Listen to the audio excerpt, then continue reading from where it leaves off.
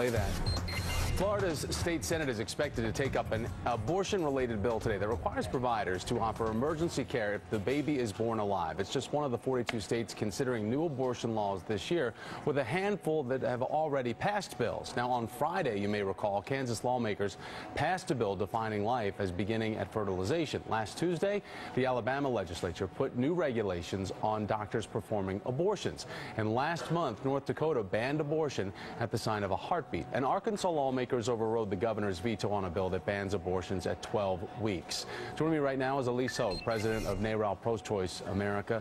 Ilyse, the Guttmacher Institute, which follows all of the abortion controversy in the country quite well, points out that in 2012, 43 laws were passed that put restrictions on abortions. Then in 2011, there were 92 abortion restrictions. Are we on track for 2013 to see another record year? Well, if early indicators are correct, we unfortunately are, Thomas. I mean, I think what we're seeing here is an extreme position about women's rights that was soundly rejected in the 2012 election at the federal level. I mean, you have to remember these so-called personhood ballots or personhood measures, when they were connected to Paul Ryan, essentially helped to derail Mitt Romney's presidency and put him on the defensive vis-a-vis women voters. But we're unfortunately seeing in some state houses where they've moved very far to the right since 2010, that these very, very backwards positions that in some cases actually codified doctors lying to women are taking hold, and they're becoming all the rage.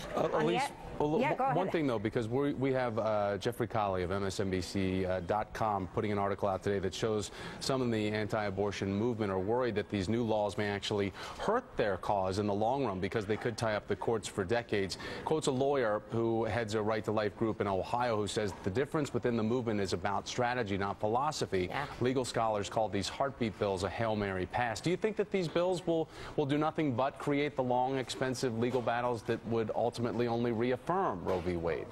You know, I am not a lawyer, Thomas, but I do hear that that is ultimately probably what's going to happen, although, as Governor Beebe in Arkansas pointed out, at what expense? These governors are being forced to spend millions and millions out of often cash-strapped state budgets, and that comes from education, that comes from nutrition assistance, and you know, there are 36 state houses up in 2014, and these governors should be watching very, very carefully, because I do think what these bills are doing is waking up Americans who mostly actually support a women's right to choose to the consequences if they don't activate.